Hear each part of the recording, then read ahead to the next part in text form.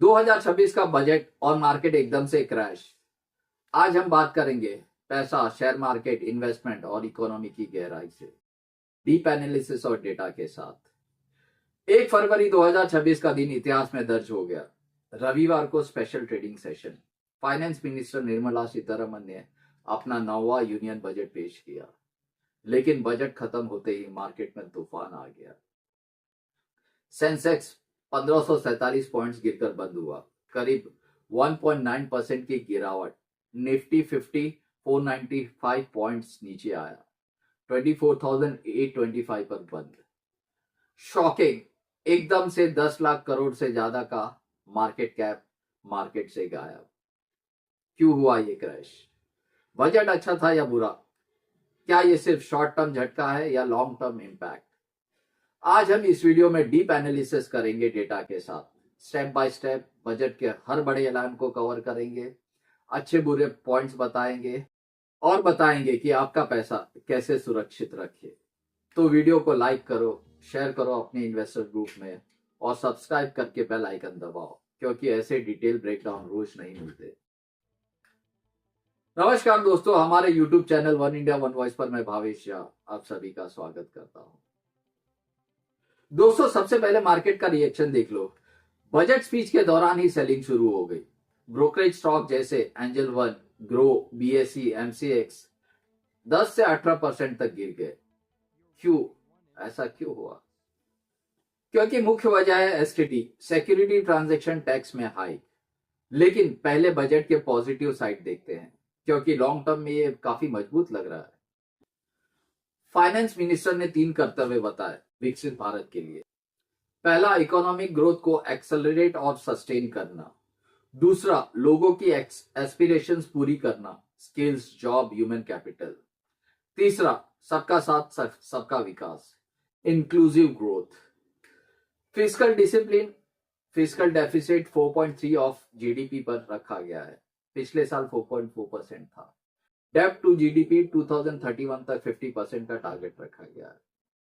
Capex boom, record 12.2 lakh crore, पिछले साल से 11% ज्यादा। इंफ्रा, रोड्स, रेलवे, एयरपोर्ट सबको बूस्ट मिलेगा। इफेक्टिव कैपेक्स 17.1 लाख करोड़ तक पहुंचेगा। अब किन किन सेक्टर्स पर फोकस किया गया है? मैन्युफैक्चरिंग, बायोफार्मा शक्ति, semiconductor mission 2.0, electronic components manufacturing scheme को 40,000 crore. Textile, chemicals, capital goods पर नए क्लस्टर और पर्क्स।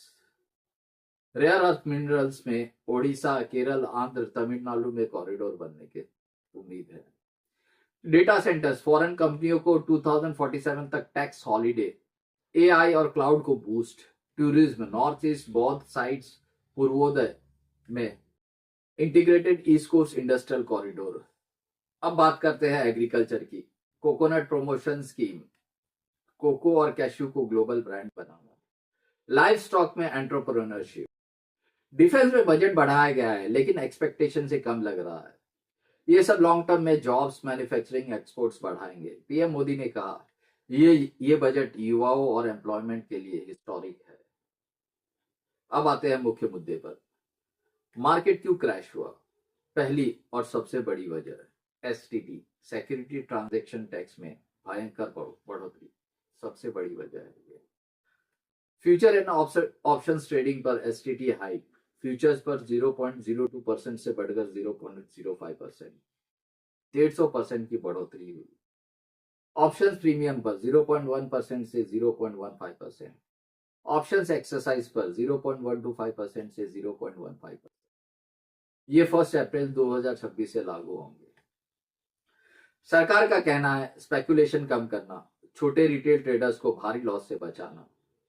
सेबी की स्टडी से पता चला है कि 91% रिटेल ट्रेडर्स एफएनओ में औसतन 1.1 लाख का घाटा उठाते हैं। अब सवाल है, सरकार को इससे कितना राजस्व मिलेगा? फाइनेंस मिनिस्ट्री के अनुमान से अगर ट्रेडिंग वॉल्यूम स्थिर रहा, मतलब स्टेबल रहा, तो सालाना 15,000 करोड़ का अतिरिक्त राजस्व आएगा, यानी कि एडिशनल रेवेन्यू गवर्नमेंट को मिलेंगे 15,000 करोड़ रुपए। लेकिन हमारी टीम ने जब कैलकुलेशन किया और एनालिसिस किया, तो फ्यूचर्स पर अतिरिक्त 11,250 करोड़, ऑप्शंस प्रीमियम पर 937 से 1250 करोड़ तक हो सकते हैं और एक्सरसाइज पर 500 से 1000 करोड़ तक। कुल मिलाकर 12,687 करोड़ से लेकर 13,500 करोड़ तक एडिशनल रेवेन्यू सरकार के खाते में आ सकते हैं। अगर वॉल्यूम 10 से 20% गिरा, जैसे कि 2024 में एसटीटी हाइक के बाद हुआ, तो राजस्व यानी कि रेवेन्यू 10,000 से 12,000 करोड़ तक सीमित रह सकता है। ये फाइनेंशियल ईयर 2025-26 के कुल एसटीटी कलेक्शन का 40 to 50% बढ़ावा देगा, यानी कि एक्स्ट्रा रेवेन्यू मिलेगा 40 to 50%। लेकिन मार्केट पर भारी प्रेशर होगा, जबरदस्त प्रेशर मार्केट को झेलना होगा। ट्रेडिंग कॉस्ट बढ़ गई। फॉर एग्जांपल 1 करोड़ के फ्यूचर टर्नओवर पर एक्स्ट्रा 30,000 एसटीटी लगेंगे। 10,000 ऑप्शन प्रीमियम पर 5 रुपए एक्स्ट्रा। हाई फ्रीक्वेंसी ट्रेडर्स और छोटे रिटेलर्स पर सबसे ज्यादा असर होगा। ब्रोकरेज स्टॉक्स 10 से 18% गिरे, क्योंकि उनकी 40 से 50% रेवेन्यू एफएनओ से आती है। वॉल्यूम 10% गिरने पर अर्निंग्स 5 से 10% कम हो सकता है। पिछले सालों में एसटीटी हाइक के बाद वॉल्यूम 20% गिरा था। यहां भी 10 से 20% की गिरावट की उम्मीद मानी जा रही है। इंडिया वॉलेटिलिटी इंडेक्स 40% उछला, वॉलेटिलिटी हाई है। कुल मार्केट कैप में 10 लाख करोड़ की गिरावट।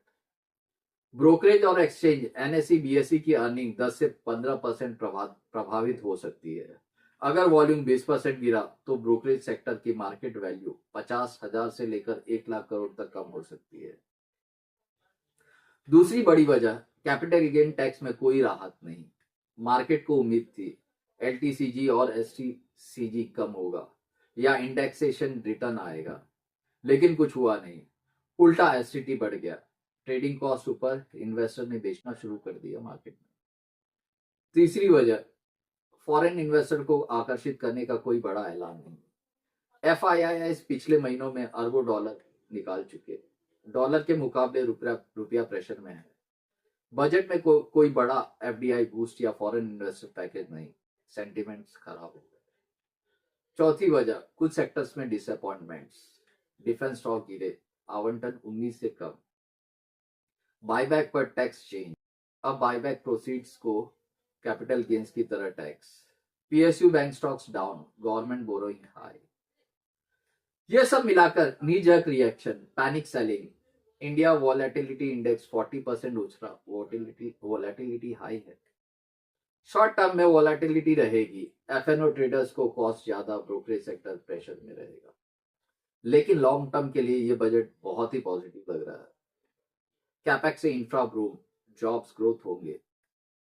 मैन्युफैक्चरिंग और टेक पर फोकस रहेगा। यह बजट कुल मिलाकर मेक इन इंडिया 2.0 को बढ़ावा देता हुआ दिख रहा है। फिस्कल प्रूडेंस, ग्लोबल इन्वेस्टर्स को confidence, inflation control, growth 7% plus का पोटेंशियल बन सकता है। ये बजट विकसित भारत 2047 की तरफ मौजूद स्टेप है। अब इन्वेस्टर को क्या करना चाहिए? हमारी टीम की तरफ से प्रैक्टिकल एडवाइस है। लॉन्ग टर्म इन्वेस्टर पैनिक मत करो। डीप में अच्छे फंडामेंटल स्टॉक जैसे कि इंफ्रा, मैन्युफैक्चरिंग, टेक खरीदने का मौका मिल सकता है। सिर्फ जारी रखो। एफएनओ ट्रेडर्स, अब कॉस्ट बढ़ गई। स्ट्रिक्ट रिस्क मैनेजमेंट या कैश इक्विटी में शिफ्ट, स्पेकुलेशन कम करो। हमेशा रिसर्च करो, डाइवर्सिफाई करो, इमोशनल डिसीजन मत लो। तो दोस्तों, आपका ओपिनियन क्या है? जाते जाते आपसे 3 बड़े सवाल कमेंट में बताओ। पहला, सिक्योरिटी ट्रांजैक्शन टैक्स हाइक सही फैसला था? दूसरा, या मार्केट ओवर रिएक्ट कर रहा है? और तीसरा, क्या आप फ्यूचर एंड ऑप्शन ट्रेडिंग छोड़ देंगे? वीडियो पसंद आया तो लाइक जरूर कीजिए, शेयर करो और चैनल सब्सक्राइब जरूर कीजिए प्लीज। अगले वीडियो में मिलते हैं, तब तक स्मार्ट इन्वेस्ट करो, सुरक्षित रहो। धन्यवाद।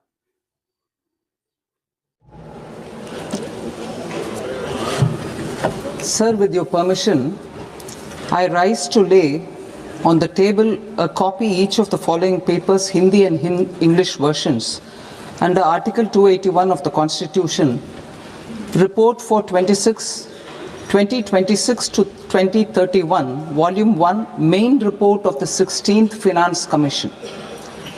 2.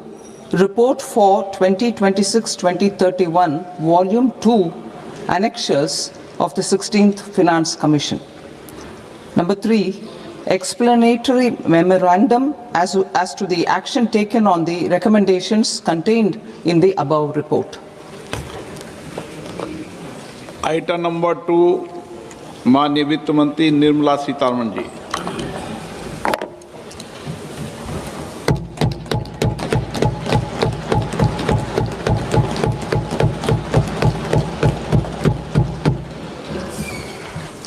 Honorable Speaker, sir, on the sacred occasion of Magh Purnima and the birth anniversary of Guru Ravidas, I present the budget for the year 2026-2027. Since we assumed office 12 years ago, India's economic trajectory has been marked by stability, fiscal discipline, sustained growth, and moderate inflation. This is the result of conscious choices we have made, even in times heightened uncertainty and disruption. Our government, led by Honorable Prime Minister Modi, has decisively and consistently chosen action over ambivalence, reform over rhetoric, and people over populism. We have pursued far-reaching structural reforms, fiscal prudence and monetary stability, whilst maintaining a strong thrust on public investment. Keeping Atmanirbharta as a lodestar, we have built domestic manufacturing capacity, energy security, and reduced critical import dependencies. Simultaneously, we have ensured that citizens benefit from every action of the government, undertaking reforms to support employment generation, agricultural productivity, household purchasing power, and universal services to people.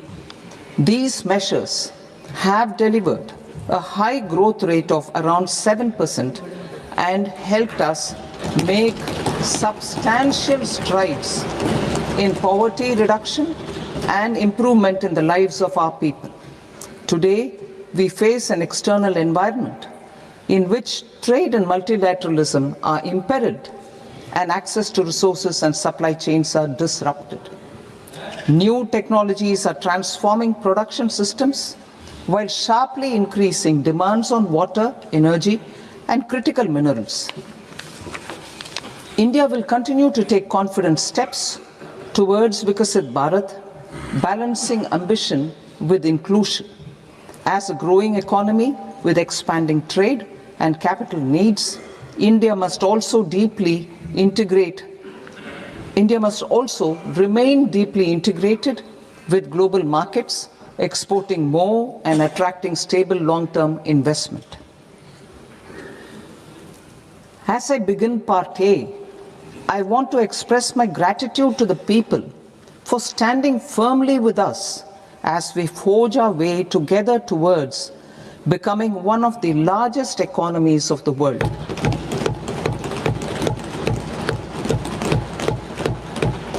Our aim is to transform aspiration into achievement and potential into performance as we ensure that the dividends of growth reach every farmer, the scheduled caste, the scheduled tribes, the nomads, the youth, the poor, and the women.